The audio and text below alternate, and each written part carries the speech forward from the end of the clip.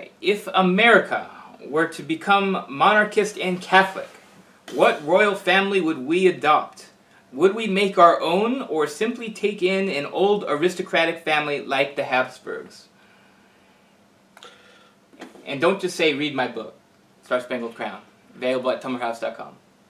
I shouldn't say, read my book, Star-Spangled Crown, available at tumblrhouse.com. Okay, I won't say, read my book, Star-Spangled Crown, available at tumblrhouse.com. I'm not saying that.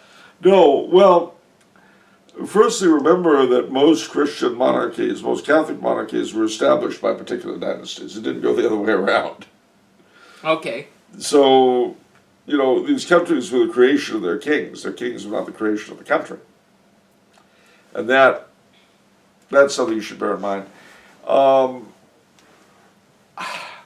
This is something that monarchists think about a lot, actually. I myself would not really be keen on an American dynasty simply because of the caliber of political dynasties we produce. Most recently, the Bushes and Clintons, the Kennedys, the Roosevelts. Some people really like Jeb Bush. Didn't he consecrate Florida to Sacred Heart? I don't know.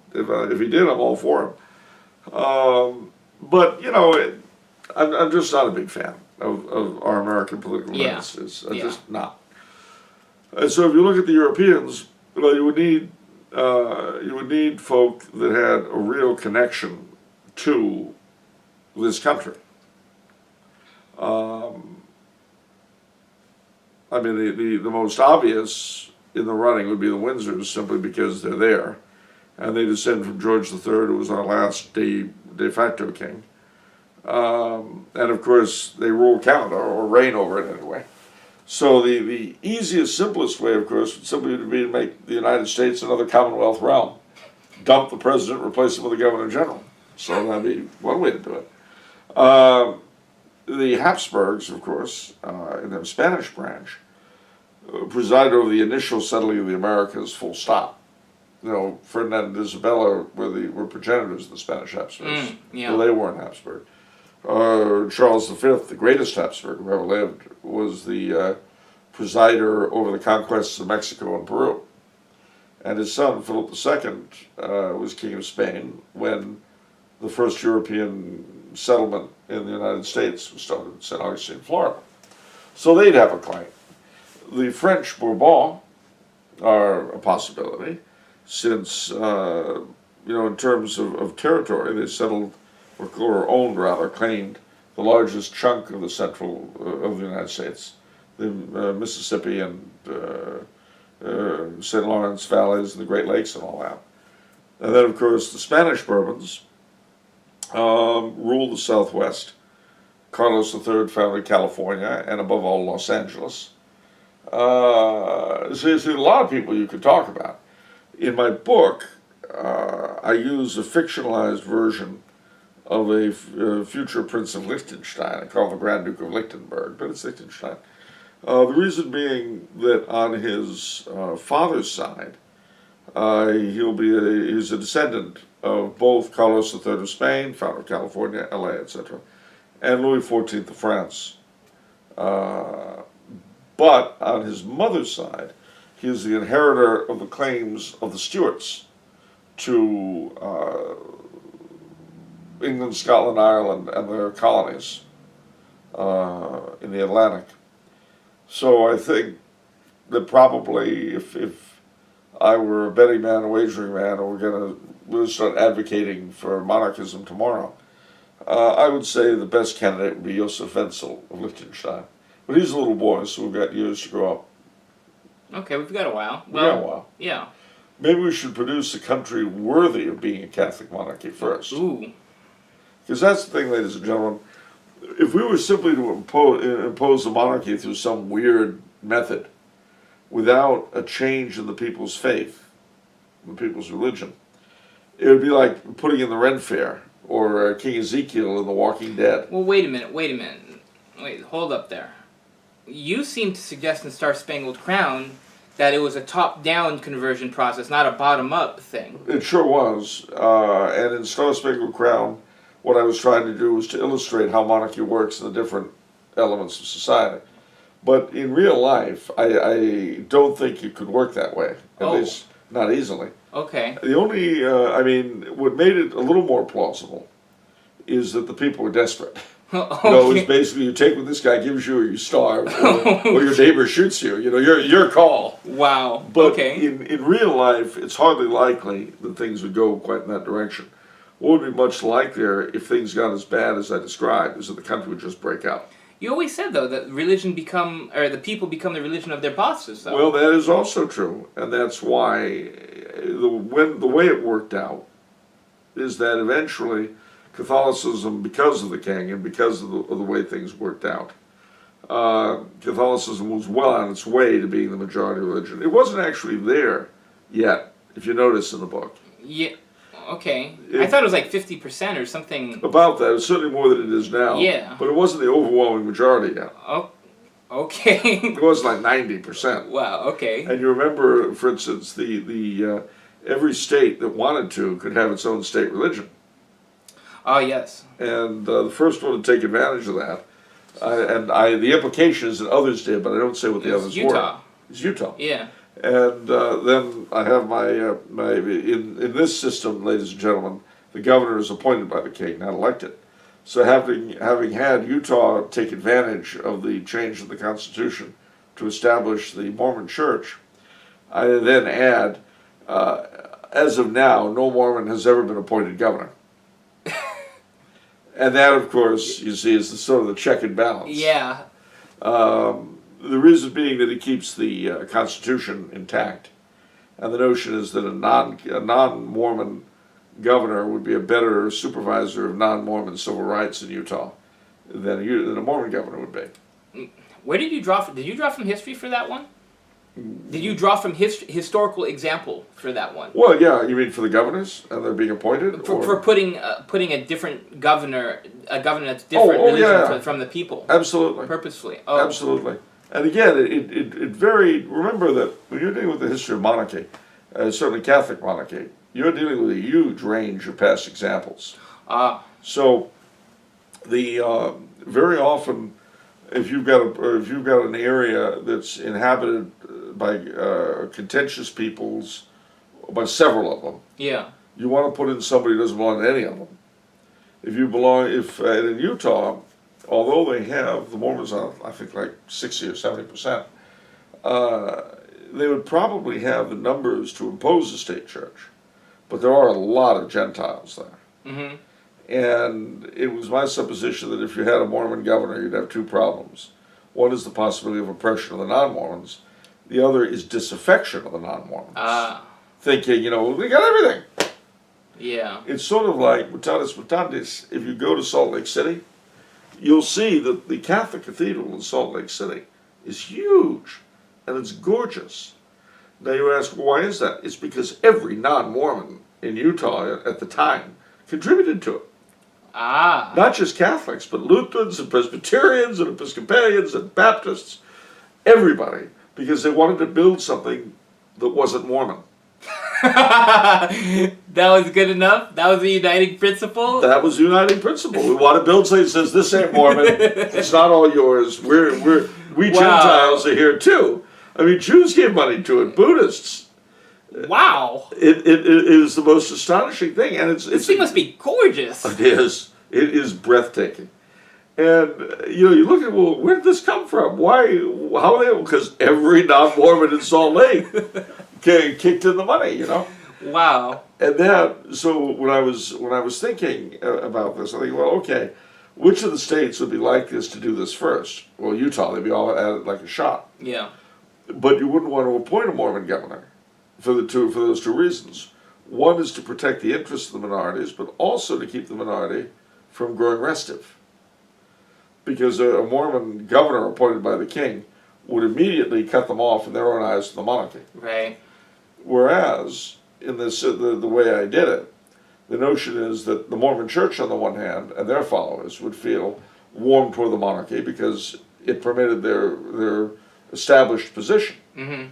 But contrariwise, the non-Mormons would A, depend upon the monarchy to protect them from the Mormons, and B, feel that they had someone to appeal to over the heads. That's pretty brilliant. That's way more brilliant than our current, the logic behind some of the things going on now. Well, you got to bear in mind that one of the things about monarchy is that it's in a position to be more flexible than a system like ours. Yeah. A system like ours is not really able, because it's not a personal system. They say, well, it's a system of laws, not men. Well, that would be nice if the people being governed were laws and not men. But unfortunately, when you're dealing with people, then you've got all kinds of things going on. I mean, that's why one thing we carried over from the royal days was the power of pardon. Because yes, the king was there to ensure the laws were obeyed. But sometimes things don't work the way they're supposed to. Oh. So, for instance, yes, he was convicted by a jury of 12 good men and true, but the judge was on the take. Ah. Now, do we really want to make a big deal about that, or do we just want to pardon and forget about it? And a big part, I do believe, of governing with the least amount of damage possible is the ability to forget, to ignore, to pass over. Because human nature is filled with abuse. It's sort of like with the Civil War. Part of the gentleman's agreement that allowed this country to recover so quickly from it was both sides basically agreeing to let the other honor their own dead and honor their own heroes. That's why Memorial Day, which we think of as a national holiday, was started in the South. I just came up with a new question based off what you said. We were talking about the Confederacy early on, and you said one of the strengths of the United States is our ability to forget, to move on. Yep. Monarchy, as you've often said, refers to tradition a lot. So, in other words, do monarchies, people living under monarchies, have a long memory? And is that one of the reasons we don't have a long memory, is because we don't live under a monarchy? Does that have anything to do with it? We do not refer to tradition. We are always living in the present. Yeah, but I don't think it's because we're a republic. I think it's... okay. I mean, I'll give you a concrete example with Austria-Hungary. Now, you may remember that in 1848 there was a fairly bloody revolution in Hungary. Mm-hmm. And it was so bad that the Habsburgs had to suppress it with the help of Russian troops. They couldn't put it down on their own. Uh-huh. And the takeover had been bloody, and the repression was bloody. Now, the Habsburgs set themselves to reconciling the Hungarians as much as they could. And they needed to, they had to, because there was no way they could continue without Hungarian support, especially after the defeat by the Germans in 1866. So what happened? Well, not only did Franz Josef resume the crowning of being crown king of Hungary, established the dual monarchy whereby Hungary basically ran itself, and allowed them to put up statues to the so-called heroes of 1848. Ah. Now, those heroes were not heroes to the Habsburgs. And part of the problem also that the dynasty faced was that Hungary, of course, was not just the little country that's there now, but all the neighboring sections were part of it as well. I see. And you had Slovaks, Romanians, Serbs, Croats, and Germans, minority peoples. Yeah. Well, what happens is that these peoples in 1848 rallied to the dynasty and fought the Magyar rebels. Also some of the Magyars too. You've got to remember there were Magyar loyalists who wanted to stay with the Habsburgs. Well, after they had been suppressed by the Magyars before the revolution. So after the revolution, when the Magyars were defeated, the subject peoples all presumed that they were going to get privileges. You know? Mm-hmm. And this was more or less the case until 1867.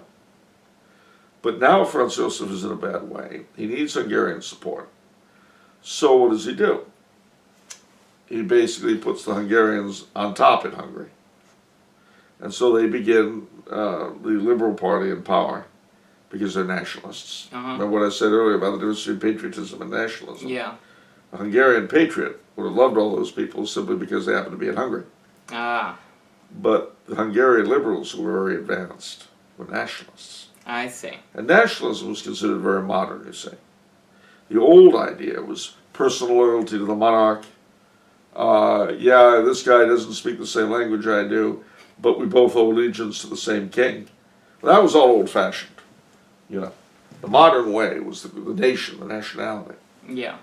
Well, what happened from 1867 to 1914 was that the Magyars not only put up their own statues of the revolutionaries, but they, to a greater or lesser degree, suppressed and oppressed the subject nationalities. Now, one of the great dramas that preceded World War I in Austria-Hungary was that Franz Ferdinand, the heir to the throne, was seen as pro-Slav. Mm-hmm. And the Hungarians were worried that when he became emperor and king, he would let the subject nations have autonomy, which is actually precisely what he would have done. They weren't the only ones who were worried about that. The Serbs in Serbia were so afraid that he would become very popular amongst the Serbs and Croats that there would never be a greater Serbia, ever. And that was why he was targeted by the Serbian secret police to be murdered. Ain't history grand? Okay. So, but these long memories, again, the action of a good king can go a long way toward assuaging them. With us, our Civil War was put to rest. And we've been ripping open those wounds these past few years. Yeah. I cannot imagine anything stupider. It just, I mean, why not go cut yourself? Oh, that's right, a lot of people already do. Sorry, my mistake. But that's what it is, you know.